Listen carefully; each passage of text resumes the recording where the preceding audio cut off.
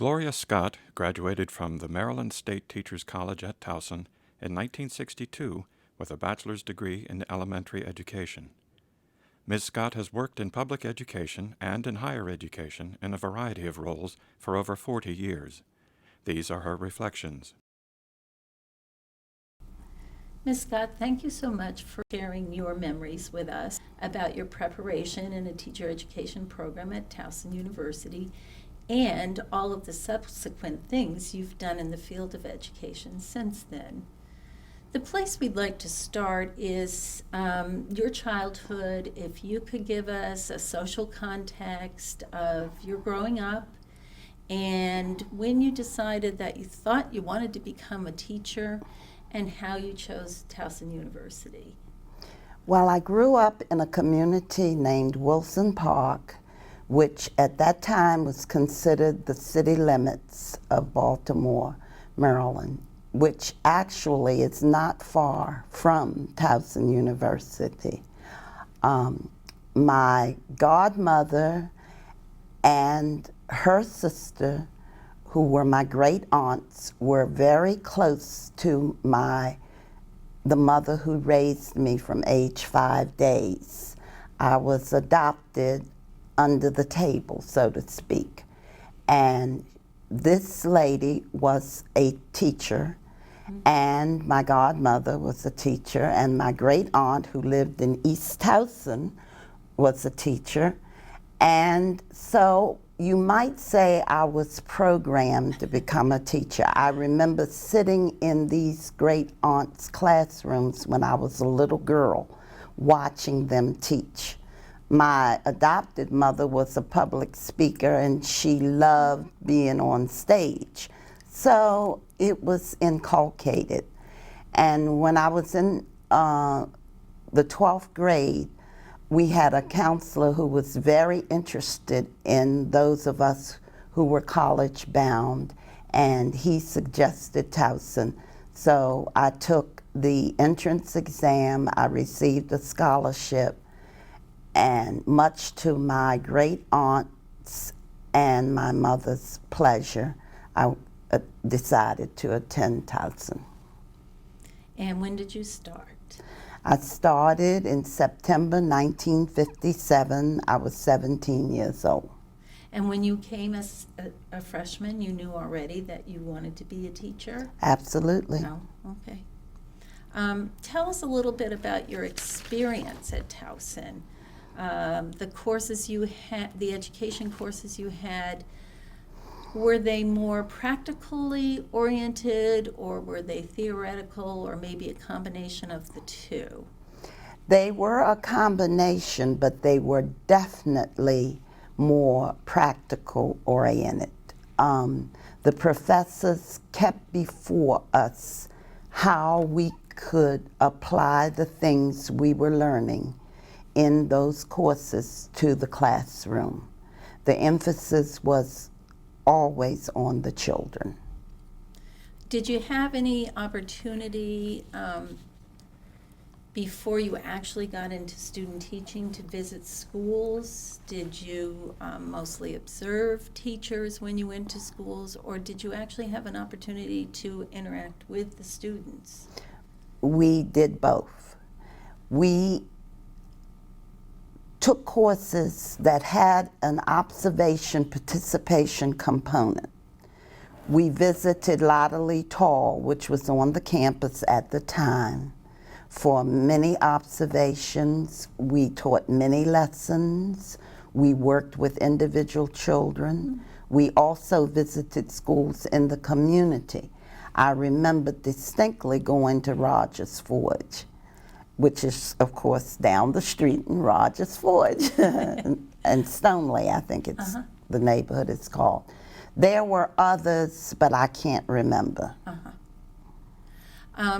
When you got to the point in your preparation when you did student teaching, tell us a little bit about that experience, where you student taught, what grades you got practice teaching in, and a little bit about those schools, too. I remember it just like it was yesterday. I taught at School 64. That was my first experience. It was in the 3rd grade. The school, which still exists, was located on Garrison and Main Avenues in a community called Forest Park in Baltimore, Maryland. And it was the 3rd grade. My teacher's name was Sylvia Michaelson. The school was a demonstration school because at that time there were a lot of schools throughout Baltimore that were designated as demonstration schools because of the quality of the teaching there. And the neighborhood was predominantly Jewish. The population of the school was, I would say, 3/4 Jewish and a few Gentiles and a 4th African American. They were all children of professionals and very challenging. And I used to stay up until 3 o'clock in the morning writing lesson plans and jumping up and checking on my baby. And Dr. Fitzgerald from Towson came and observed me and told me that my shoes were too flat. Really? And I cried, but I absolutely corrected and abided by her suggestion because that's what you did in those days. Did she explain why they were too flat? That just wasn't the... She said because I was overweight, wearing flat shoes tended to make me look heavier. Couldn't get away with that today, could you? And I sat there like a nice little girl who wanted to be a teacher, and I did exactly what she said to. Dr. Fitzgerald. Then my second experience was in the 6th grade in, I think the school was 71. It was in Catonsville. And the teacher was Mrs. Lotus. And she was a perfectionist. So we worked very hard. And so that but was got all, excellent training. and that was that all subjects then, 6th grade? All subjects. So you Everything. We taught everything.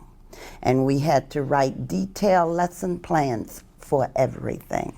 Art, music, phys ed, reading, math, handwriting. Detailed lesson plans for every subject. But yes. I wouldn't exchange the training that I got. Carried me over to this day. Well, I was just going to ask you, were there any professors or any kind of specific thing like lesson plans or something else in your training that you were particularly influenced by? You said everything carried you over to this day, but is any person you want to mention or? Well, there are many. I'll start with Sylvia Michaelson because she was my cooperating supervising teacher. That's what they were called in those days. And she played such an important role. I would sit there and observe her. We had to observe her. And she modeled, and we would get up and do just what she did and say just what she said. And I remember her saying, I think it was after the incident with the flat shoes, she said, Gloria, I tend to believe that parents make the best teachers. She specifically said mother because at that time it was a majority of females in the profession. And she said, if you can remember when you walk into a classroom to view these children as your children and treat them the the way you would treat your own children and the way you would have someone treat your children, you will be a successful teacher. I never forgot that. And the student teachers that I supervised here, I told them that story. And when I look at children, I think about my children. And now, after I started teaching on the college level, my grandchild, and maybe someday, if I'm still working, my great-grandchildren. So that carried me over. The professors on campus, they demanded excellence, but they modeled good teaching behaviors. And when I would sit in the classroom, I was just spellbound with their lectures, their mannerisms. They took a personal interest in their students. I remember Dr. Falco, who was the history teacher. He said, "You have got to learn to write. Your writing is illegible." And I'm saying to myself, I'm filling up that blue book because I wanted to put the right answers to your long essay questions. But I can tell you this, I bet you I straightened up my handwriting. I bet you What did. they suggested, we did. Uh-huh. No questions asked. We just did it. And you think in the long run those suggestions were warranted, that they were helpful in creating your professional? For the period Yes. of time, yes. For our generation, yes. Well, let's move on. And so you did 2 student teaching experiences. Do you want me to mention another person? Sure, of course. I didn't realize. Sure. In graduate school, I had some wonderful people who influenced my life. The chairman of the Early Childhood Education Department, Dr. Kerr, his wife was the curriculum coordinator at a parent and child center that I did my thesis and did a study on, and they hired me there as a head teacher. And it was the first center of its kind in the country. It was connected to Hopkins Department of Psychiatry, and that was the Jerome Kagan era, and they were doing all these infant stimulation research and writings, and we would go there and observe and listen to lectures in the Department of Psychiatry, and Alice Kerr was phenomenal. And when I finished my study, Dr. Kerr wanted me to publish it. He begged me to publish it. And of course, I was, 31 years old. The only thing I was thinking about was getting my increment from getting my master's degree. Right. Because I was making $4,500 a year when I started teaching. Big bucks. $4,500 a year. So Dr. Sargent was my advisor. She was an English teacher. She met with me frequently and advised me what courses to take and kept me on track. Who else? Dr. Brandywine. In undergraduate school, I had a biology teacher who was doing an experiment with embalming a cat, and the embalming fluid went in his eyes. Oh my heavens. Dr. Cook, and he liked me, and I don't know. I loved my professors, It sounds and like they liked me.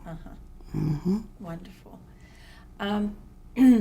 So at the end of your student teaching experience, before you graduated and got your bachelor's degree, were you feeling pretty well prepared at that point? Absolutely. Absolutely. Professors would say, well, you're a born teacher, Gloria. You're a born teacher. And oh, I just love that. Very nice. And I was hired before, I think it was before graduation. I know I was standing on the corner in a phone booth talking to the principal. And she said, I want you here at my school. And who was that? Vivian Bundy. And what was the school? The school was 141 on Mulberry and Payson. The school still exists. It was named Bundy Lockerman after Vivian Bundy and someone else.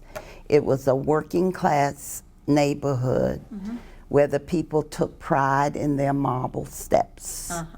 I taught the 3rd grade there.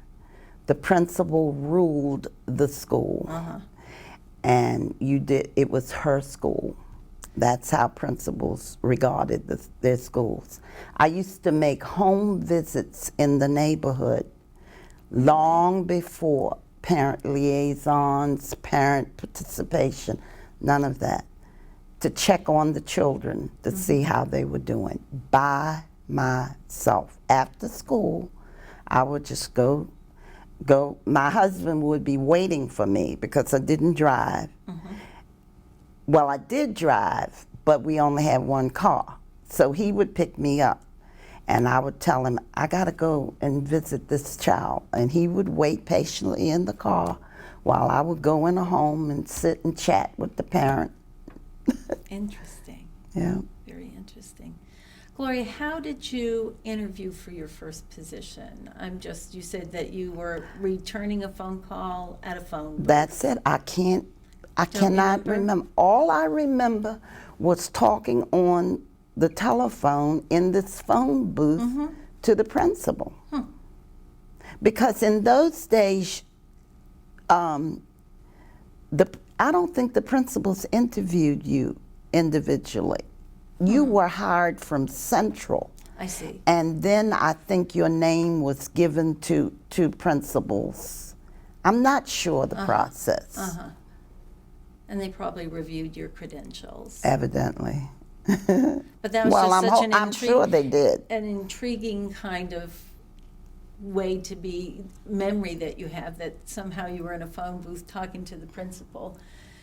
So, well, tell us about that early experience as a teacher. So you're feeling very confident. You've graduated. You have that bachelor's degree, and that was in early childhood or elementary? Elementary. They didn't have early childhood then. Okay. They didn't. I forgot when they instituted the program here, but it wasn't they didn't have it in 62 or for the 61 class. See, originally should have come out in 61. Right, because I dropped out for a year because I got married. But you came back. I came back. And you finished. Absolutely. My great aunts and mother wouldn't have had it any other way. Oh, I'm sure they were very proud of you. Yeah, they were. Absolutely. When you got to your first teaching experience, as I said, you're beginning to feel confident. You've just graduated, got that bachelor's degree. And how did you feel once you got in that position? You were teaching 3rd grade? 3rd grade. All the subjects, 40 children, Oh, 37, anywhere from 35 to 37, 38 children in the class. One teacher. No assistants. There were no assistants. Well, I was a bit cocky, but then I realized that I needed to learn other things too. Even though during the student teaching experience we had a week of teaching everything, but that was not like having your own class. So it was a tremendous workload. And a principal who, she wasn't harsh, but she was exacting. And as I look back, I benefited, but she came in the room anytime she felt like it. She would stand, she would sit, she would make notes. Then afterwards, she'd call me in and say, Gloria, you did this, and Gloria, you did that. You need to do this, you need to do that. And of course, Gloria did it. But I experienced so much success. I didn't have any discipline problems, so she got to the point where she would bring teachers who were having some problems to come in and observe me. Needless to say, a few of them in the building were jealous. Because, see, I don't know, it was something about going to Towson. They said when you went to Towson, you didn't fail. Nobody from Towson failed the National Teachers Exam. And a lot of the teachers in Baltimore City came from Coppin, and they had to have review courses to pass the exam. And of course, as I said, I was cocky, and nobody from Towson failed the National Teachers Exam. So I sort of viewed being in that classroom as being on the stage. I loved it. I got to school an hour or so before and left an hour to two after school. Stayed up half the night grading papers, writing lesson plans. And I was successful. But it took a lot of hard work. Right. It was not only the education you got at Towson, but the experiential education you got being on the job. In addition, In yes. addition. It was sort of like the icing on the cake. The experience in the classroom, it polished you up and filled in the gaps. And of course, that was the first year. But I learned a lot in the succeeding years, preceding years, right? Right. Because I constantly took workshops and in-service, and the system required you to take certain in-service activities and all. So I was continuously learning.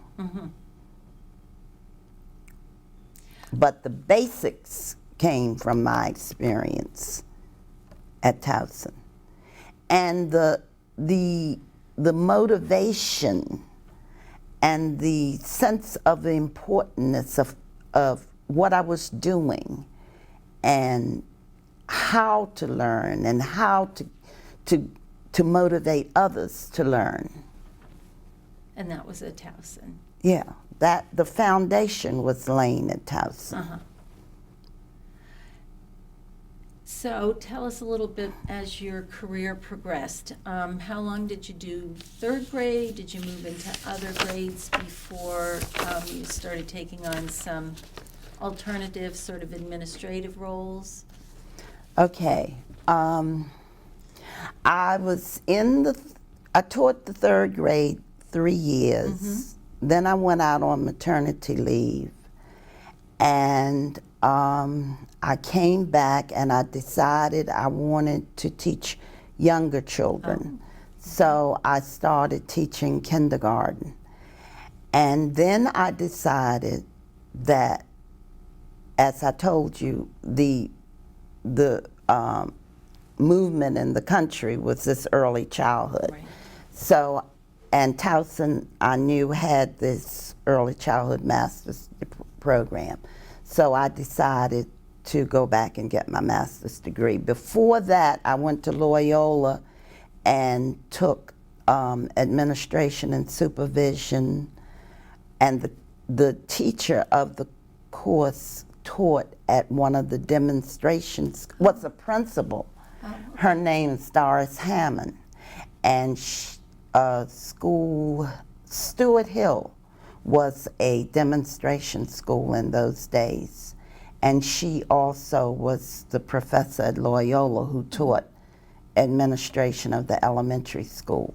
So I got certified for administration and supervision, and I was also leaning toward being a reading specialist.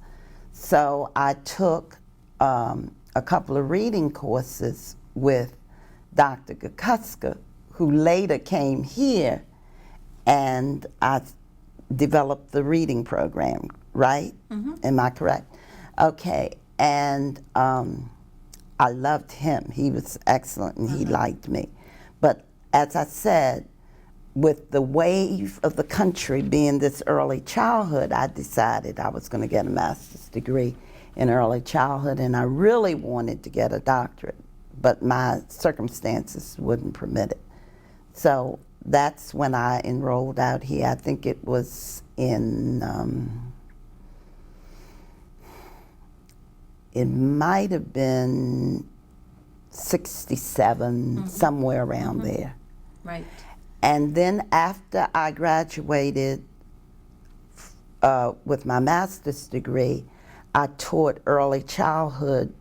I taught 3- and 4-year-olds for 2 years, and then I was offered a job as a student teacher coordinator, college coordinator with Morgan. I see. And at that time, one of the trends in education was to have teacher education centers, elementary school that focused on having student teachers and participating. Right. So I was the college coordinator, but I was on site at an elementary school in Baltimore because it was a joint program between Morgan and Baltimore City. And so who were you working for? How were you paid? Morgan. Through Morgan. It was a Ford Foundation grant. I see. But the paycheck had Morgan on it. So.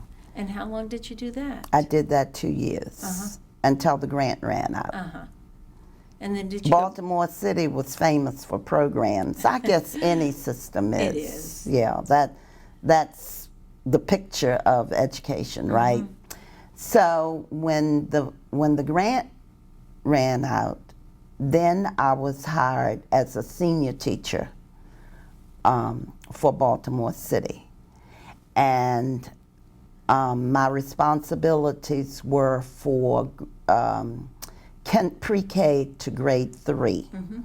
And then the schools at that time had 2 senior teachers, senior teacher for the early grades and a senior teacher for the intermediate grades, 4, 5, and 6. This was before the middle school concept. Right. And senior teachers function a lot like the teacher mentors do today. Okay, so what kinds of things did you do? Well, we worked with beginning teachers. We did faculty workshops, demonstrations. We attended citywide meetings and came back and disseminated information to the faculty. We served as test coordinators. We served on the ARD committee. We pulled groups of children. We were really busy. We worked at the direction of the principal. And one principal was transferred at one of the schools that I was at. I was in so many schools. I really have lost count of them. But one principal was transferred to another school, and she took me with her as her senior teacher. Very nice. So. And then Alice Penderhughes instituted a program entitled Educational Specialists. And Alice Penderhughes was the Baltimore City Public Schools superintendent. So tell us about... I don't know if you know the history of that. She came through the ranks. She didn't even have a master's degree. And the Mayor Schaefer waived that Uh-huh. and appointed her as superintendent. He must have had a lot of faith in her to do And to do he was such a thing. correct. She made tremendous changes and a lot of progress under her leadership in Baltimore City Schools. And she, as I said, she developed the educational specialist program. And we worked on teams of 3, and one person would be for early childhood, one person would be for reading, language arts, and one person, and social studies, and one person would be math and science. And did you have 3 educational Specialists worked in a team of 3. And is that And for- we were assigned 3 schools. Okay, that was my question. And we would go and we would usually take a school a week. We would spend a week in a school, pack up our bags, and go to the next school. One year we had 4 schools. And we did essentially the things that we did at senior teachers, but more. We observed teachers and reported back to the principal. We attended citywide workshops and disseminated information. We presented citywide workshops. And all those other things. Gloria, so were you the early childhood person then? I was the early childhood. And you would go into classrooms, kindergarten, 1st grade, and observe teachers? And Pre-K. Sometimes, yes. Pre-K through 2. I see.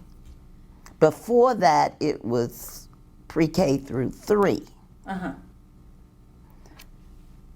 That was before the middle school concept. Right.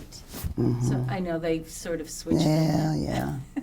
Change. Junior high, middle school, then now we do K through 8, and we're not so certain about that. I know. And sometimes we did junior, senior high school together. So You know, Liz downstairs, what is her last name? Who's the director of the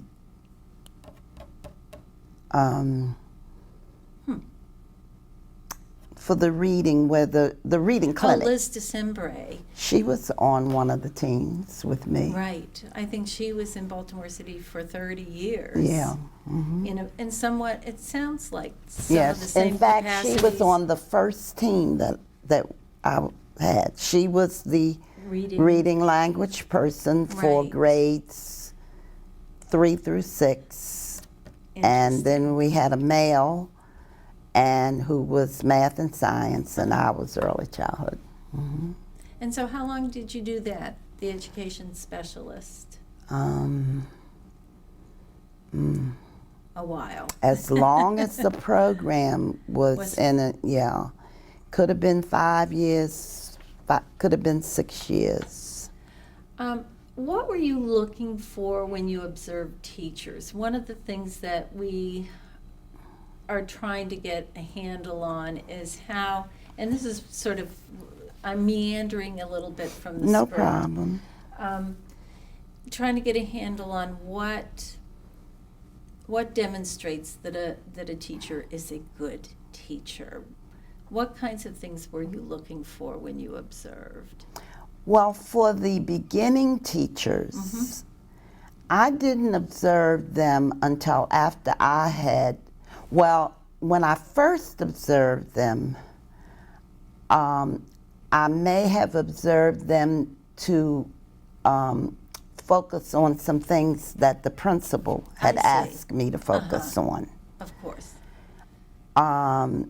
Then after that, I would come in and demonstrate based on the things that the principal had asked me to focus on, or some strategies or techniques that I thought needed to be changed or altered or modified.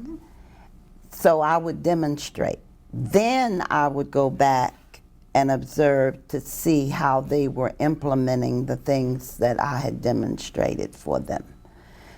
Then other times we may focus on a particular thing, maybe your motivation techniques, or your guided reading techniques, or your use of individualization. It wasn't called, what do they call it now? These terms change. They do. Yeah, it used to be individualization. Now it's something else. I can't remember. Accommodations, where maybe. you are planning for according to individual needs, and you have lots of different lessons. Differentiation. Differentiated instruction. I've got a book home There you entitled go. that. But in those days, it was called individualized learning. We went to Hopkins to observe that. So if there was some particular program or technique that was the buzz word at the time, we would go and look for that. That is But so we interesting. wouldn't do it without demonstrating, without pre-observation conferences, post-observation conferences. The goal was not to threaten the teacher, but to help the teacher. And I have been several places before I left Baltimore City 21 years ago in certain social contexts and seen teachers and said, my name wasn't Scott then. What was my name? Yeah, Miss Pastor, she said, you helped me more than anyone helped me. One of the teachers that I worked with became a principal.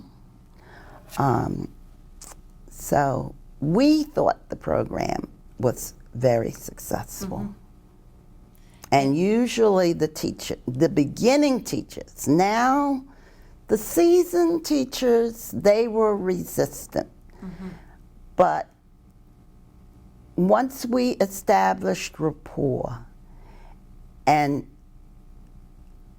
assured them that we weren't there to critique them and go back and tell on them, that we were there to help them, they were receptive. Because we were in the building enough, we gave these wonderful workshops, and that were active participatory workshops. Then they were just beginning to find ways to get adults involved. Now, you know, it's just understood in professional development. You don't stand up there and talk. But see, in those were in the early 70s. And all of this was new. Right. You know, we had been used to going to faculty meetings every Monday when school let out and sit there for an hour to hear the principal and the assistant principal talk. The educational specialist program introduced a whole different concept of professional development. So that's really what we were, professional developers. Is that right? Absolutely.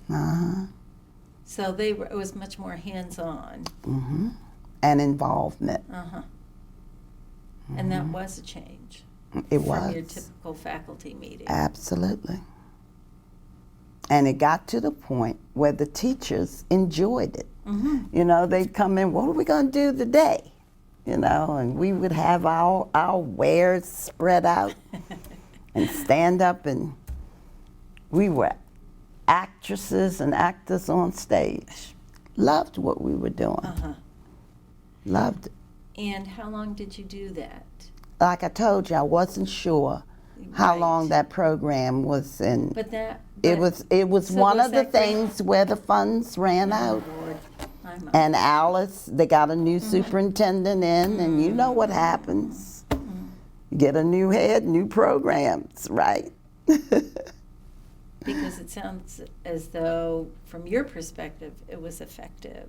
It was. And perhaps A from the lot of those teachers. specialists became assistant principals or principals. Uh-huh. And at that time, I thought maybe I wanted to be an assistant principal, so I was put in the pool. I was in the assistant principal pool.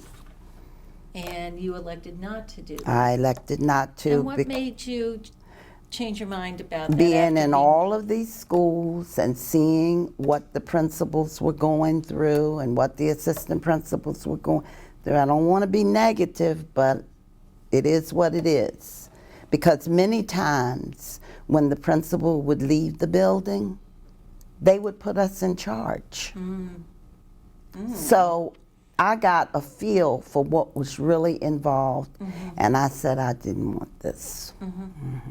So what did you look to next as a career move after being the educational specialist? I resigned and was hired by Allstate Insurance Company Well, that was at the bidding of a friend of mine, because the insurance company had a new program called Neighborhood Office Agent, and she was very successful. So we were going to go into business, and she said, Gloria, would just put up your blue sign, Allstate. She had this big book of business, and also I resigned. And Allstate sent me to Chicago, and I got my life. At that time, Allstate and Sears were combined, and Caldwell Banker. So didn't know that. yeah. Oh, you didn't know that? Oh. Not about Coldwell Banker. Oh, you're young. Anyway, we went to the Sears building in Chicago, and I got my life insurance license. Then when I came back, they sent me to Gaithersburg, and I got my property and casualty license, and I sold insurance down in Glen Burnie for 3 years. I was a line leader for every contest. I was working with these guys, and I loved that. And one who had come from Metropolitan Life, and I was standing up there just writing insurance. And this guy who became wealthy, by the way, said, "Get it, Gloria, get it, Gloria." I was having so much fun. I was going to the office, cold calling in the day, working at the Sears store in Glen Burnie in the evening, making calls as late as 9:30 at night, and the stress got to be too much for me. Then when the contract, it was a 3-year contract, you had to sell so much life insurance, then you could use the company's name to go into your office. I see. My girlfriend bowed out. Oh, no. I don't want to take a chance on losing my money. I said, no, you didn't. And so my booth buddies said, Gloria, go by yourself. I knew that I couldn't take on the responsibility by myself. So I came back to the school system. And I lost my position. Well, the ed specialist wasn't in existence. They had master teachers. So they gave me a job as a teacher tutor. Okay, before you get to that, let me ask you this question about your life insurance Okay. days. Do you think that your professional training as a teacher was helpful in that position? Absolutely. Absolutely. And I was going to say that. The girl who hired me was young, and her mother was a teacher. And she said, teachers do very well in this, Gloria. And she said, do you think you can sell this insurance? I said, I wouldn't take the job if I didn't think I could sell the insurance. After all, I'd been successful as a teacher. What made me think I wasn't going to be successful as an insurance agent? Sure, and you had talked all those early first year, second year teachers in having faith in you and faith in themselves. So.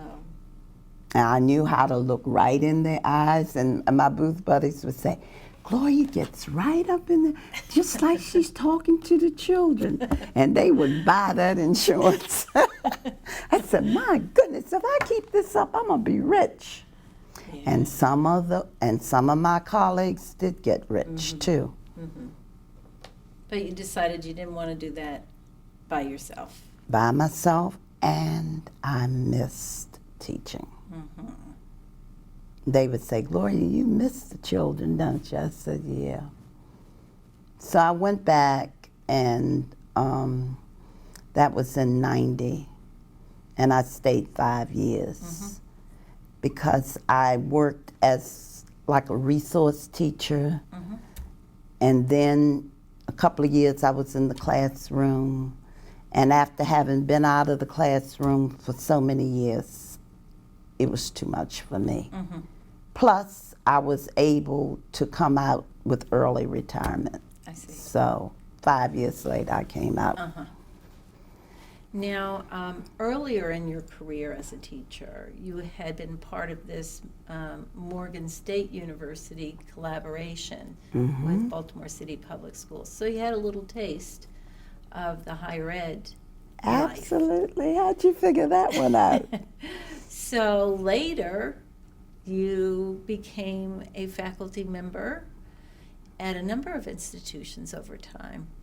Tell us a little bit about those experiences. Well, after I retired, I took a year off. My dear adopted mother was deceased, and she left me some money. So I did some traveling, I rested, I got my blood pressure under control. The doctor got it under control. And then I couldn't stand it. I said, I've got to go to work. I've got to go to work.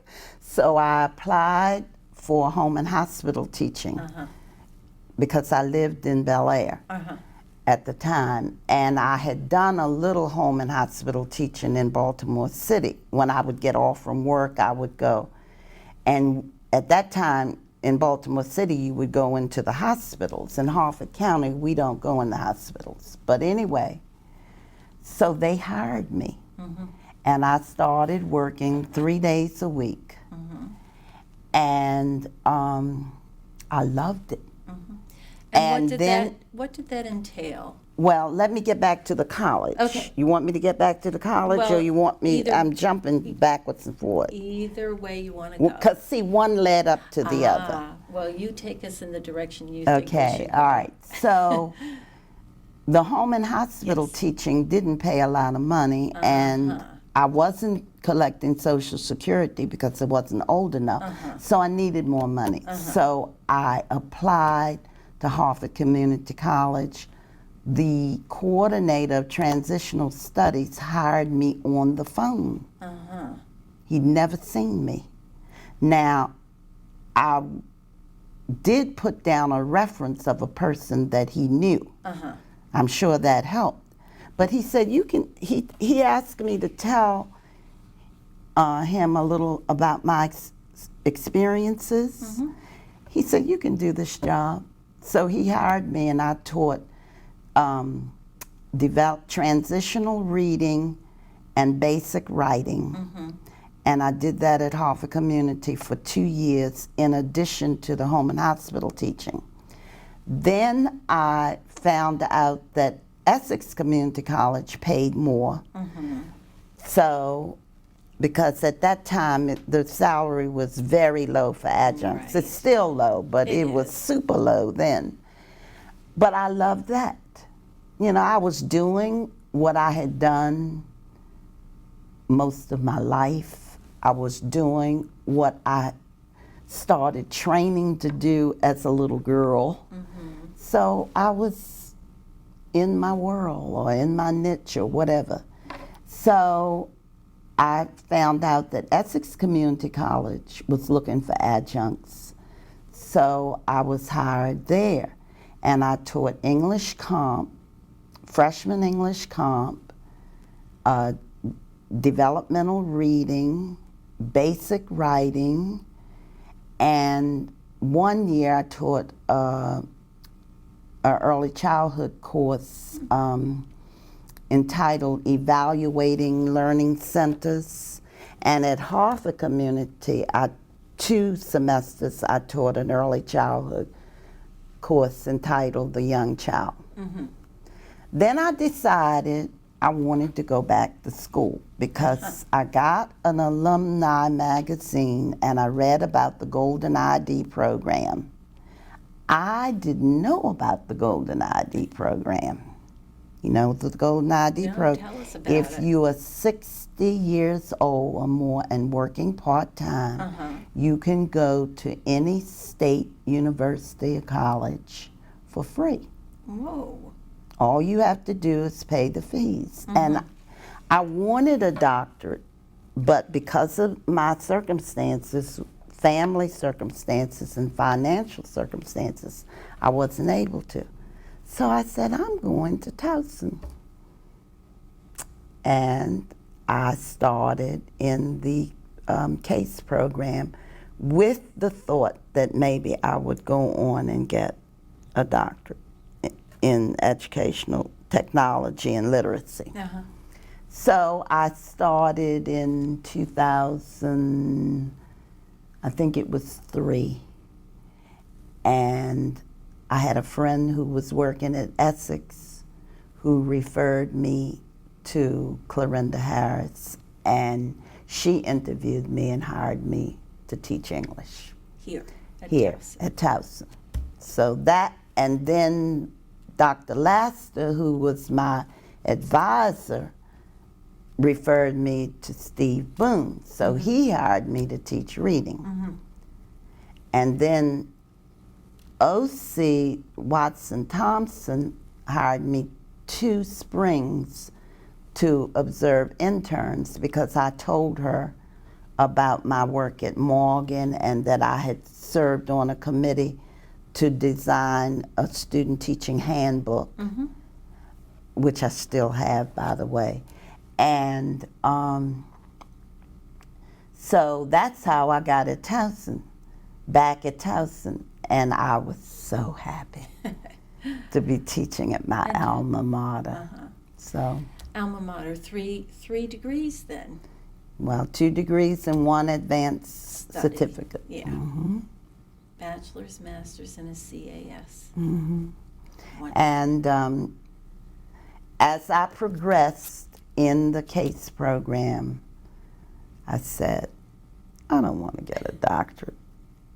I said by the time I finished, I'd be 75 years old. And I said, they're hesitant to hire 25-year-olds. Who would hire me? So I said, I'm finished with school in terms of taking courses. But I went on the website, well, to backtrack. Yes. I've been a home and hospital teacher for 13 years. You wanted me to tell you about that? I do. Okay, it's one of the most interesting and rewarding jobs that I have had in my career. They have a cadre of teachers, many of whom are retired, who are called to teach children who the doctor or psychiatrist or both have put on homebound teaching for a certain period, starting with 30 days, can go up to a year or a semester, depending upon the condition of the child and what the doctor says. His signature is magic, right? They're either put on home teaching for physical or emotional or a combination of reasons. I've taught hundreds of children, critically ill children, autistic children. 2 of the children I taught died. Several children with cancer. I had to get adjusted to that, too. My doctor said, this comes with the territory. You're teaching sick children. So you've got to prepare yourself for the fact that some of them will die. We go in the homes, we establish a relationship with the parents, the grandparents, if they're there, the children, the siblings. They love us. Some of the home teachers were sort of adopted, and the parents took them on vacations like nannies. They give us all kinds of gifts. I had this one boy who had epilepsy, middle schooler. He had brain surgery. I went to Hopkins to see him. I said, if you think I'm going to be your nanny, you got another thought coming. We've had children who were severely mentally ill, who've had placements. I've taught several children who were suicidal. I've had many who recovered. On the upside, we are known throughout Harford County. I'll go shopping and I'll see somebody. Saw this young girl who was suicidal. She didn't want to go back to school. Her mother wanted her to go back. I said, put her in a GED program. Don't subject her to that peer pressure, because that contributed to her sickness. You know, suicide is the second largest killer of adolescents, second to automobile accidents. I used to take walks with this girl. When we'd go there for phys ed, we would just walk and talk. And her grandmother would have breakfast ready for me. When my car broke down, she would pick me up, take me to my other student's house. My heavens. I suggested to the grandmother and the mother, that she send her child to Harvard for the GED program. She took my advice. I was having lunch one day in TGIF, and the waitress came over and she said, Miss Gloria, do you remember me? I said, no. This was like 4 years later. She said, you were my tutor. I said, no, I don't remember. I said, what was your problem? She said, I had depression. I said, Michelle. She got her GED. She got a driver's license. She got her associates. She's an RN, graduated, and working as a nurse. Wonderful. And this was the 11th grader that my supervisor went to the home because she wasn't coming to school. Her mother would get up and go to work and leave her. And she was getting ready to commit suicide. And my supervisor called me and said, Gloria, I got a student that I want you to take. Can you make room for her? We carry an average of 3 to 4 students. Some of the home teachers do too. So, saying all that, how did I get on this? Oh, I was describing the job. Yes. So I was doing the adjunct teaching and doing the home teaching. And I have continued to do that since I retired. Wonderful. So you really didn't retire. Nope. So, I know what I was getting to. December ended my teaching at Towson. So I said, it's time to move on. You know, you keep moving, right?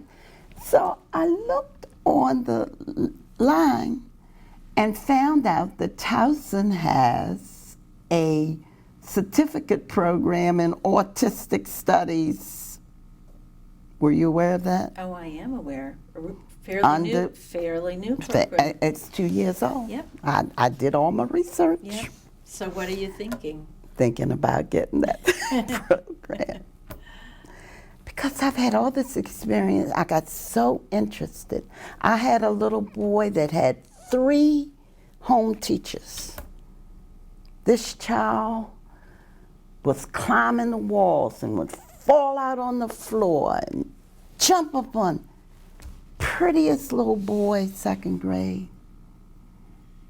And my supervisor said, please try to continue with it.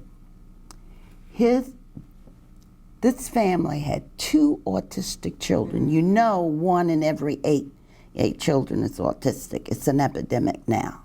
And they don't even know. They have theories. Right. His mother and father had, like I said, had 2 autistic children. He had grown a beard, he said, was so overwhelmed. He was trying to get a placement. I sat them down and talked to him. I told him, I said, I've got a son that's older than you.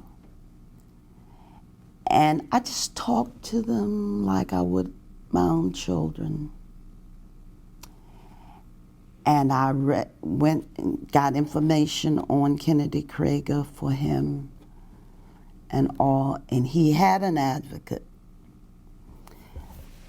That boy, before it was over, I found a way to reach him just through games on the computer. He could not sit for 10 minutes. He would sit there. He said, Miss Gloria, this is challenging. This is a challenging puzzle. The boy was brilliant. He could work those puzzles that I couldn't work. And I got interested in autistic children. I had another one that had this guinea pig, and he loved this guinea pig and wrote on the guinea pig and studied guinea pigs and all. And when I found out that Towson had this program, I called the director who's retired. I emailed him. And I'm thinking seriously about it. I just don't know if I have it in me to write papers after yesterday and to do research. But I love learning. Absolutely. And that's what a successful teacher needs, a characteristic that a successful teacher needs. A successful teacher needs to be willing to be a lifelong learner. Because as I told my students, right here, when it's time to stop learning, then it's time to die. The brain has fantastic capabilities that man doesn't even know, with all his accomplishments. So I might be hooked. I don't know. So that's what I'm thinking about. Absolutely. And I spend a Why lot not? of time Explore in my faith, my worship. I study the Bible and I help teach the Bible to people who are interested. So I've had a very good life for 72 years. And my mother was hid in the attic up in East Towson, so the neighborhood would not see that she was pregnant. And And here you are. And here I am, Thanks to some great aunts and a wonderful, mother yep, and father. there you go. Mm-hmm. Gloria, what did we forget? What things did you want to say? Is it possible? Oh, I could just talk and talk and talk. But I would like to say that the professors, the supervising teacher, the principal, some of my colleagues, the successful beginning teachers that I've worked with, the seasoned teachers who were open to improvement. After all, if you're not improving, what is life? The one thing you need is the heart, the seat of motivation, your very being. Those teachers need to have a heartfelt love and caring for young people. If you don't have that, I don't care what kind of theory or techniques you have, you're not going to be successful. And if you don't have that, this is a profession that you don't need to be in. Plain and simple. If you have it in the beginning and you can't find, and if you find out that it's not for you, the stress associated with the job will not allow you to teach from the heart, then you need to find something else to do. And of course you need to be self-disciplined, motivated, and willing to be a lifelong learner. There you go. Thank you so much. My pleasure. After the interview concluded, Gloria Scott began spontaneously reminiscing aloud. Video recording resumed in order to capture her reflections on her identity as an African American woman and how that influenced her experiences at Towson. It is what it is. First, I'm a human, right? Living, breathing human with a heart. Right. Second, I'm a female who happens to be African American, for whatever that is. My great grandfather was British. My great grandfather on the other side was German. So, you know, with a Kenyan woman, we're all descendants of one man, Adam. We all have the brain and the heart, right? I happen to be born into a society that makes divisions. If I was in India, it might have been the caste thing. In African country, the tribal thing. Man against man. It started outside the Garden of Eden when Cain slew Abel. He's dominated man to his injury. What's in the heart? Yes, I was in the second group of African Americans, but I had wonderful professors who were master teachers, who taught from the heart, who took a special interest in us as little minorities in a society that was in a negative racial climate at the time. Yes, we had problems here, but they weren't so much problems with the professors. It was problems with the students.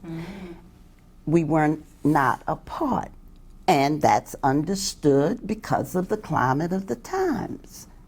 There were students that we stayed right in the dorm with who had never had any association with African Americans. Their only concept of African Americans was the negative stuff that they saw on television. So it was a challenge, but we overcame it. All of us were successful, every last one of us. And our success can be attributed largely to the education that we got here in this institution. And like Dr. Benko told me last year, he said he would match the education that he got here with the education that he would have gotten at Harvard or any other college in this country. And I've traveled extensively. I've been in Europe, I've been in Canada, I've been in the Caribbean. I've worked with Indian exchange teachers, African exchange teachers. I was always able to hold my own. Okay? Mm-hmm. It was a learning experience here, being a minority, integrating this college.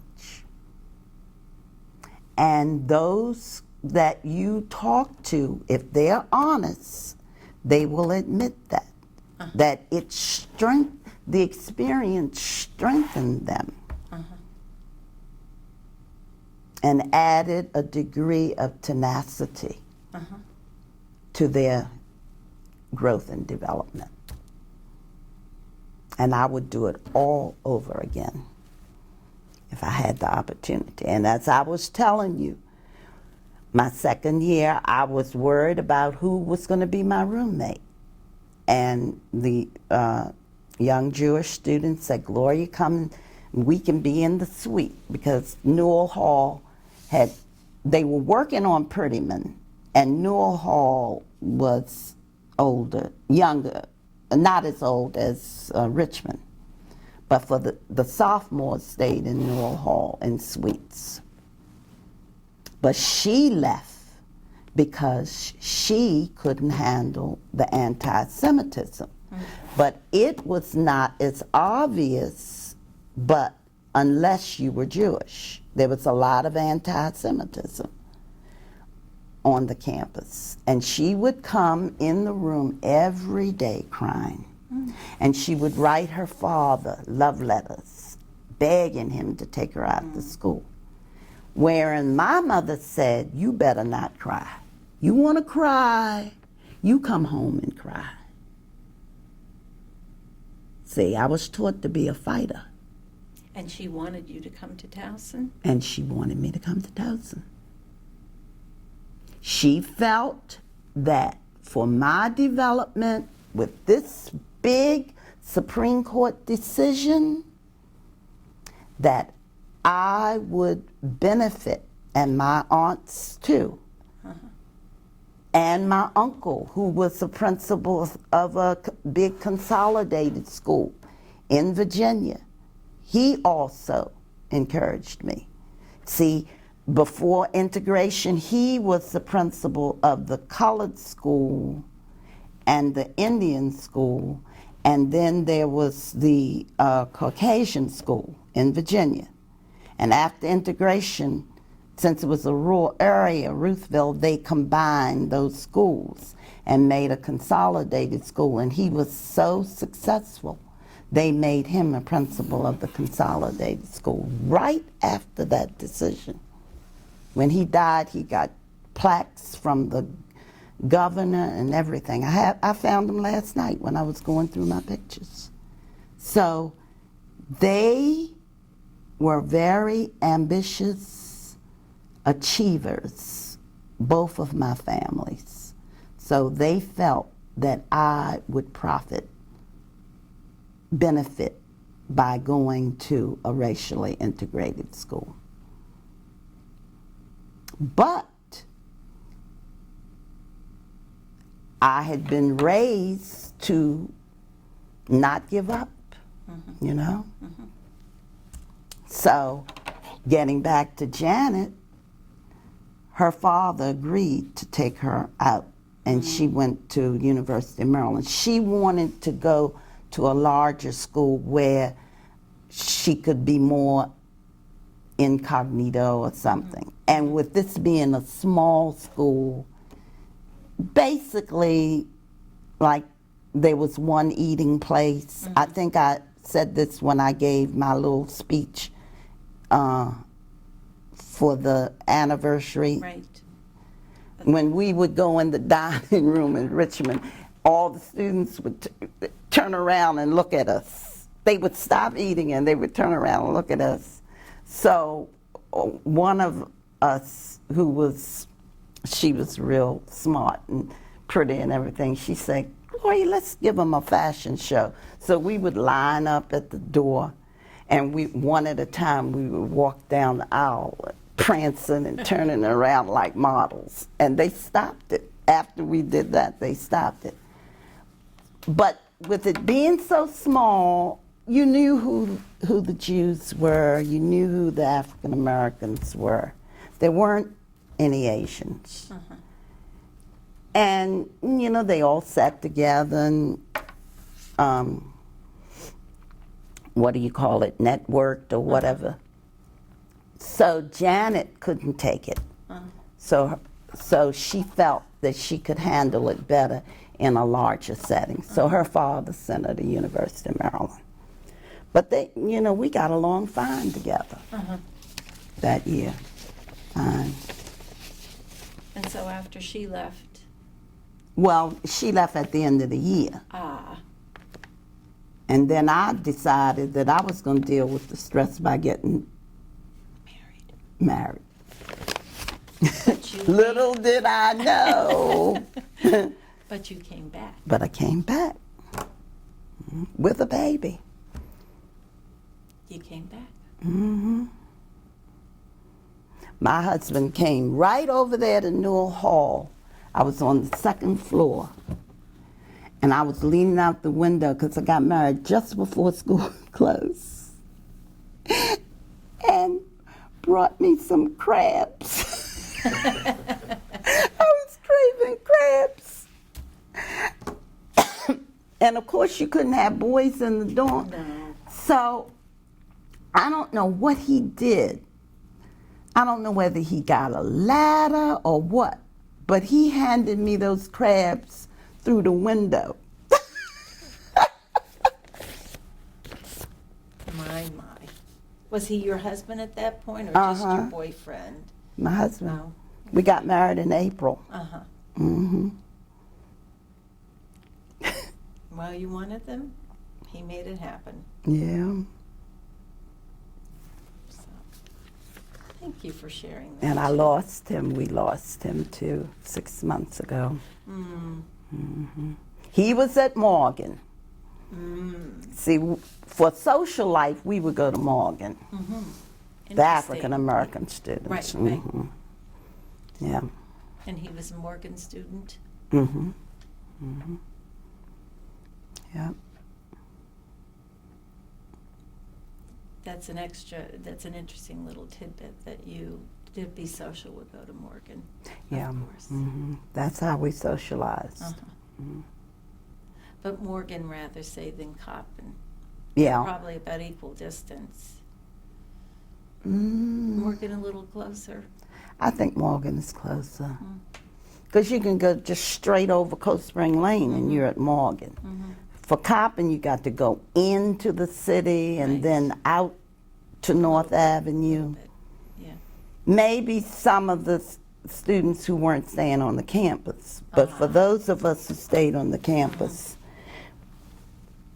mainly we socialized at Morgan, unless they went home for the weekend. Which I'm sure people would do. Yeah. I'll be running out of tape here. Okay. I'm not surprised. But thank you for sharing that piece. Yeah.